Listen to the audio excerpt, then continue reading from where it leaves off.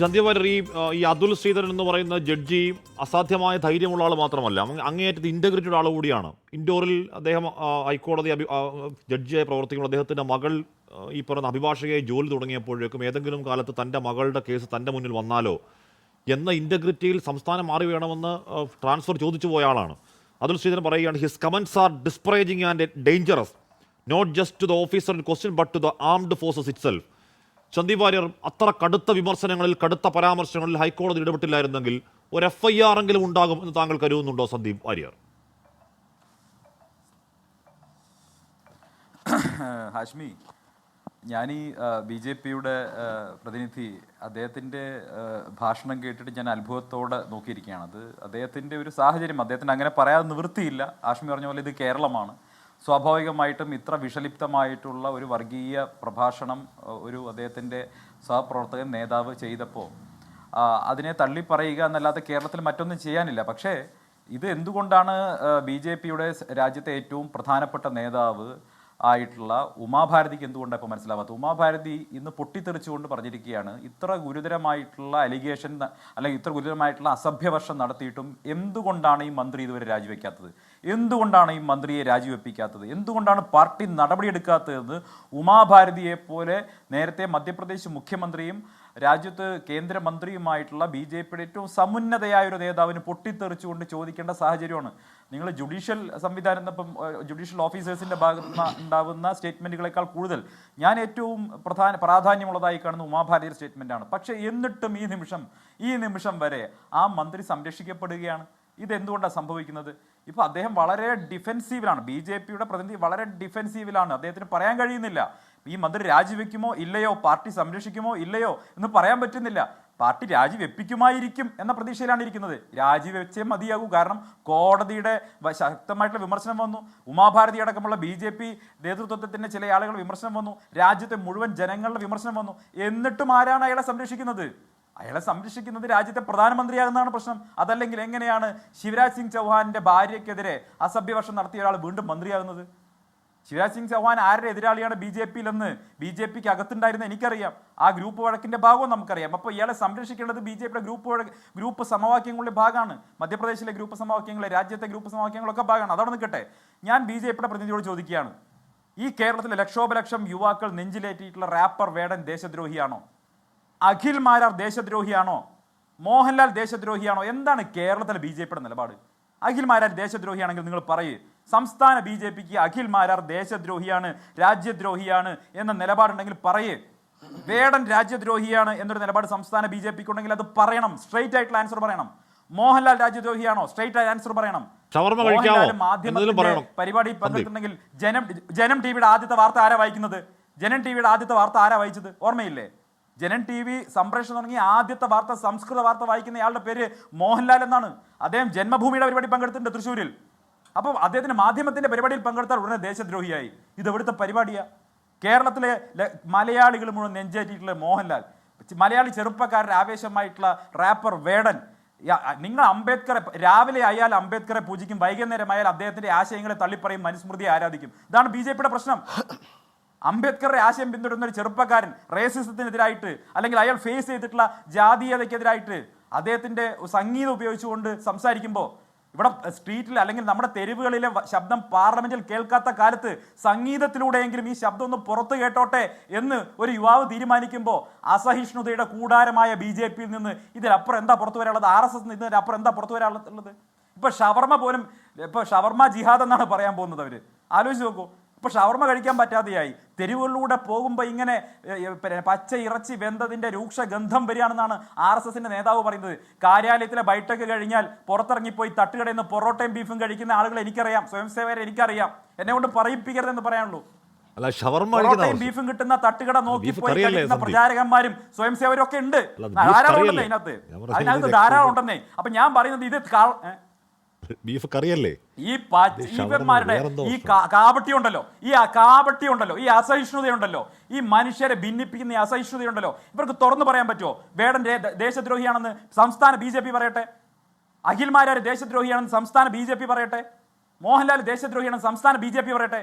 ഇങ്ങനെ കൊട്ടാരക്കര മണ്ഡലം കമ്മിറ്റിയെ വിളിച്ചിട്ട് പിന്നെ പരാതി കൊടുത്തിരിക്കുക. ആ പരാതിയെ BJP എൻഡോഴ്സ് ചെയ്യുന്നുണ്ടോ? ഇല്ലെങ്കിൽ കൊട്ടാരക്കരത്തെ BJP നേതാക്കന്മാർക്കെതിരെ നടപടിയെടുക്ക്.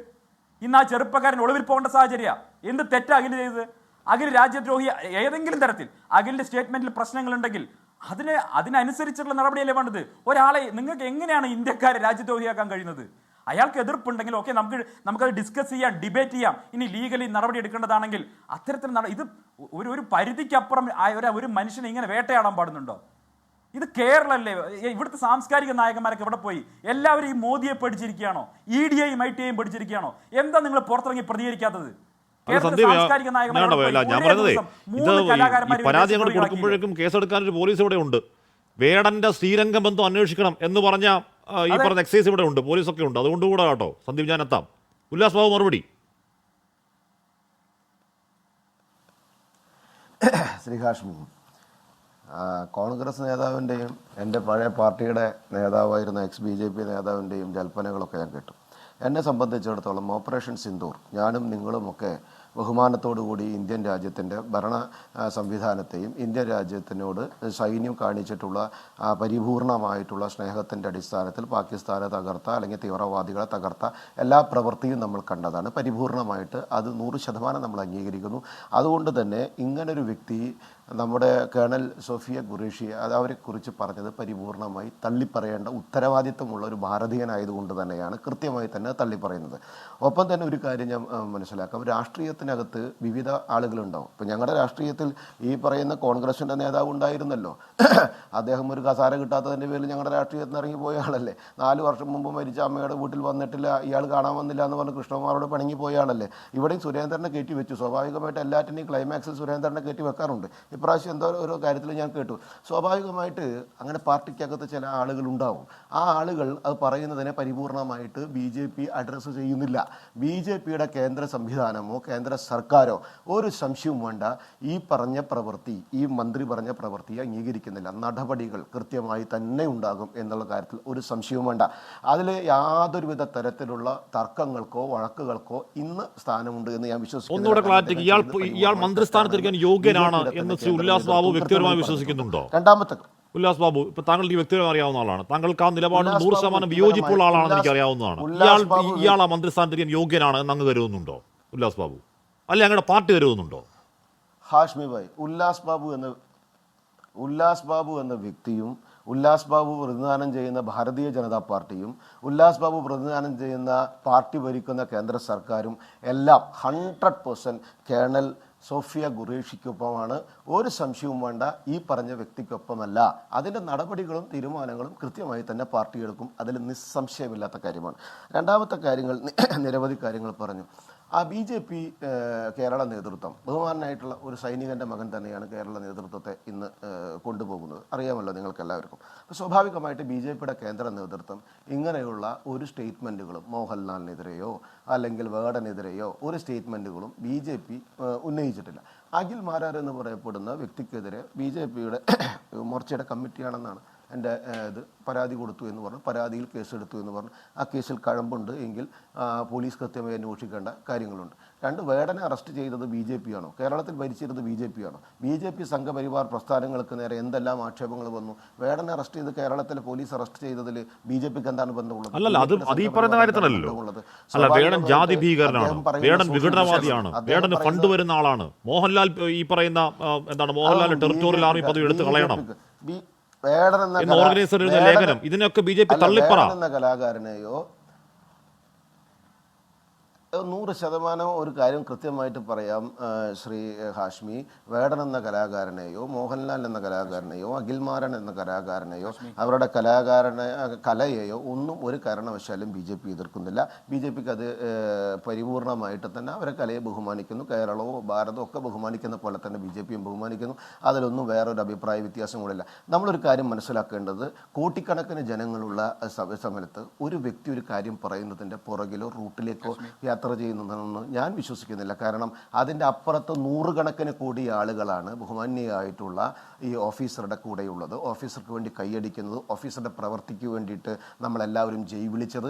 അതിനെല്ലാ നേതൃത്വം കൊടുത്ത് കേന്ദ്ര സർക്കാർ ഭരിക്കുന്നത് പാർട്ടി BJP, നേതൃത്വം കൊടുക്കുന്ന നരേന്ദ്രമോദി, ഒരു സംശയവും വേണ്ട. അപ്പോൾ സ്വാഭാവികമായിട്ട് നിങ്ങൾ കാര്യം മനസ്സിലാക്കേണ്ടത്, അതിനകത്ത് ഞങ്ങളുടെ സ്റ്റാൻഡ് വളരെ കൃത്യമായിരുന്നു, ഞങ്ങളുടെ സ്റ്റാൻഡ് വളരെ ക്ലിയർ ആയിരുന്നു. നമ്മുടെ രാജ്യത്തിന് ദ്രോഹം ചെയ്യാൻ വന്ന വ്യക്തികളെ അങ്ങോട്ട് പോയി കൃത്യമായി തന്നെ കൈകാര്യം ചെയ്യാൻ കൃത്യമായ കരങ്ങളിലാണ് ഞങ്ങൾ ഏൽപ്പിച്ചു തന്ന ഉത്തരവാദിത്വം, ബോധം കൃത്യമായി സർക്കാരിനുണ്ടായിരുന്നു. ആ സർക്കാരിന് നേതൃത്വം കൊടുക്കുന്ന പാർട്ടിയും BJP ആണെന്നുള്ള ബോധ്യം കൂടി നിങ്ങൾക്കുണ്ടാകണമെന്നാണ് എനിക്ക് ഓർമ്മിപ്പിക്കാനുള്ളത്. പിന്നെ സ്വാഭാവികമായിട്ട് കോൺഗ്രസിൻ്റെ നേതാവ് പറയുന്നത്, കോൺഗ്രസിൻ്റെ നേതാവിനെ സംബന്ധിച്ച് കോൺഗ്രസ് ഈ നേതാവ് മാത്രമല്ല കോൺഗ്രസ് പാർട്ടിയും ഡിപ്രസ്ഡ് മൂഡിലല്ലേ സ്വാഭാവികമായിട്ട്. അത് അവരുടെ കാലഘട്ടത്തിൽ നടന്നുകൊണ്ടിരിക്കുന്ന രാഷ്ട്രീയമാണ്. ഇവർ എക്സിൽ കുറിച്ച കാര്യങ്ങളും സീതാരാമയ്യ പറഞ്ഞ കാര്യങ്ങളും റോബർട്ട് വദ്ര പറഞ്ഞ കാര്യങ്ങളും എല്ലാം നമുക്കെല്ലാവർക്കും മുമ്പിലുണ്ട്. ഹാഷ്മി അടക്കം അതിന് നിരവധി വിഷയങ്ങളിൽ ചർച്ചയിലൂടെ സ്റ്റേറ്റ്മെൻറ്റുകളാക്കി പറഞ്ഞിട്ടുള്ളതാണെന്നാണ് എൻ്റെ വിശ്വാസം. സ്വാഭാവികമായിട്ട് അവരൊക്കെ ഒരു പ്രതിപക്ഷം രാജ്യം പ്രതിസന്ധിയിൽ വന്നപ്പോൾ എങ്ങനെയാണ് നിന്നത് എന്നൊക്കെ നമുക്ക് എല്ലാവർക്കും അറിയാം. ഞങ്ങൾക്ക് അതിൽ കൃത്യമായ ആക്ഷേപമുണ്ട്. ഇന്ന് ആ ചർച്ച വിഷയമല്ലാത്തതുകൊണ്ട് ഞാനത് പ്രതികരിക്കുന്നത് അടിവരട്ടെ ഒരു കാര്യം പറയാം. BJP കേണൽ സോഫിയ ഖുറേഷിക്കൊപ്പമാണ്. BJP യാതൊരുവിധ സംശയമില്ലാതെ കൃത്യമായി തന്നെ പറയുന്നു. ഒരു പ്രയാസം അതിനകത്ത്. സന്ദീപ്, അപ്പോൾ ഇനി ആ മന്ത്രിയുടെ പദവിക്ക് ഒരു പക്ഷേ മണിക്കൂറുകളുടെ ആയുസ് മാത്രമേ ഉണ്ട്. അയാൾ മന്ത്രിസ്ഥാനം പോകാതിരിക്കാനോ ആഞ്ഞോടുന്നുണ്ട്. പക്ഷെ എന്തായാലും ഉല്ലാസ് ബാബുവിന്റെ വാക്ക് വിശ്വസിക്കാമെങ്കിൽ ഇനി മണിക്കൂറുകളുടെ ആയുസ് മാത്രമേ ഉണ്ടാവൂ. സന്ദീപ്, ഞാൻ കാര്യങ്ങൾ കൃത്യമായി ബോധ്യപ്പെടാതെ പറയില്ലല്ലോ. സന്ദീപ്, അതെ, അപ്പോൾ തീർച്ചയായിട്ടും അദ്ദേഹത്തിന് ഇപ്പോൾ പോലും മന്ത്രി രാജിവെക്കുമോ ഇല്ലയോ എന്നുള്ള കാര്യത്തിലൊന്നും അഭിപ്രായം പറയാൻ പറ്റുന്നില്ല. അപ്പോൾ ഇൻസ്ട്രക്ഷൻ കിട്ടിയെന്ന് പറയുന്നു. എന്തായാലും ഒരു കാര്യം പറയാം, നിങ്ങൾക്കൊരിക്കലും ഇരയോടൊപ്പം ഓടാനും വേട്ടക്കാരനോടൊപ്പം വേട്ടയാടാനും പറ്റില്ല. ഇപ്പോൾ നിങ്ങൾ വേട്ടക്കാരനോടൊപ്പം വേട്ടയാടിക്കൊണ്ടിരിക്കുകയാണ്. ആ മന്ത്രി രാജിവെച്ചിട്ട് വേണം ഇത്തരത്തിലുള്ള ഞങ്ങൾ സോഫിയ ഖുറേഷിക്കൊപ്പമാണെന്നൊക്കെ പറയാൻ. ഒന്നാമത്തെ കാര്യം. രണ്ടാമത്തെ കാര്യം എന്താ, എൻ്റെ ചോദ്യം സ്ട്രെയിറ്റ് ആയിരുന്നു, മറുപടി ഇല്ലല്ലോ. വേടൻ രാജ്യദ്രോഹിയാണ് എന്ന് പറഞ്ഞതാരാ? വേടൻ ദേശദ്രോഹികളുടെ ഫണ്ട് വാങ്ങുന്നു എന്ന് പറഞ്ഞാൽ കേസരിയുടെ പത്രാധിപരാണ്, സംഘത്തിന്റെ പ്രചാരകനായിട്ടുള്ള മധുവാണ് പറഞ്ഞിട്ടുള്ളത്. എന്തേ തള്ളിപ്പറയാൻ പറ്റാത്തത്? ഇങ്ങനെ ഉപരിപ്ലവമായിട്ട് അങ്ങ് പറഞ്ഞു പോയാൽ മതിയോ? മോഹൻലാലിനെ രാജ്യദ്രോഹിയായി ചിത്രീകരിച്ചതാരാ? RSSന്റെ പ്രസിദ്ധീകരണമായിട്ടുള്ള ഓർഗനൈസറാണ്. RSSന്റെ പ്രസിദ്ധീകരണമായിട്ടുള്ള ഓർഗനൈസറാണ് പറഞ്ഞത്. അപ്പൊ അതിനെ ഈ രീതി പറഞ്ഞാൽ മതിയോ? ഇനി അഖിൽമാരാർക്കെതിരെ യുവമോർച്ചയൊന്നുമല്ല, കൊട്ടാരക്കര BJP മണ്ഡലം കമ്മിറ്റി പ്രസിഡന്റാണ് പരാതി കൊടുത്തിട്ടുള്ളത്. കൊട്ടാരക്കര BJP മണ്ഡലം കമ്മിറ്റിയുടെ ലെറ്റർ പാഡിൽ കൊടുത്ത പരാതി. അപ്പോൾ ആ പരാതി എങ്ങനെയാണ് BJPയുടെ പരാതി അല്ലാതെ മാറുന്നത്? അഖിൽമാർ അത് പോലീസ് അന്വേഷിക്കട്ടെ. അഖിൽമാരെ തെറ്റ് ചെയ്തു. നിങ്ങൾ കേരളത്തിലല്ലേ ജീവിക്കുന്നത്, പൊതുസമൂഹത്തിലല്ലേ ജീവിക്കുന്നത്? ഇതൊക്കെ കേരളത്തിലെ ജനങ്ങൾ മുഴുവൻ ചർച്ച ചെയ്യുന്ന കാര്യങ്ങളല്ലേ? ഞങ്ങളിതൊന്നും അറിയാത്തതുപോലെ നിങ്ങളെന്തോ വലിയ ഏലിയൻസിനെ പോലെ കേരളത്തിൽ നടക്കുന്ന പൊളിറ്റിക്കലിനെ കുറിച്ച് ഒരു അജ്ഞത പാലിച്ചുകൊണ്ട് ഞങ്ങൾക്ക് അതൊന്നും അറിയില്ല, പോലീസ് അന്വേഷിച്ചോട്ടെ. ഇതെന്ത് പരിപാടിയാ? അഖിൽമാരെന്ന് പറയുന്ന ചെറുപ്പക്കാരെ പിടിച്ച് അകത്തിടാൻ വേണ്ടി പരാതി കൊടുത്ത് കേസെടുപ്പിച്ച് രാജ്യദ്രോഹിയാക്കി മാറ്റി. അതിനെതിരെ ഒരു വാക്ക് പറയാൻ പറ്റുന്നില്ല. നിങ്ങളെ നിലപാട് നട്ടല് നിർത്തി പറയാൻ പറ്റണം. അഖിൽമാരെ രാജ്യദ്രോഹിയാണോ അല്ലയോ? വേടൻ രാജ്യദ്രോഹിയാണോ അല്ലയോ? മോഹൻലാൽ രാജ്യദ്രോഹിയാണോ അല്ലയോ? എന്തേ മറുപടി പറയാൻ പറ്റാത്തത്? നിങ്ങളിങ്ങനെ എനിക്കെതിരെ വ്യക്തിപരമായി പറയുന്ന കാര്യമില്ല. നിങ്ങൾക്ക് ഞാൻ പറയുമ്പോൾ നല്ലോണം ചൊറിയുന്നുണ്ടാവും, പക്ഷേ ഞാൻ പറയുന്ന സത്യമാണ്. ജനങ്ങൾക്കറിയാം. എനിക്ക് ഹാഷ്മി വേടനെതിരെയോ മോഹൻലാലിനെതിരെയോ ഒരു സംശയവും വേണ്ട. വ്യക്തിപരമായ BJP അഭിപ്രായം ചോദിക്കുന്നത് ഉല്ലാസ BJP അഭിപ്രായം പറയേ. ഇതിക്ക് മുൻപ് നടത്തിയ ചർച്ചയിൽ നിങ്ങളുടെ കേസിലുണ്ട്.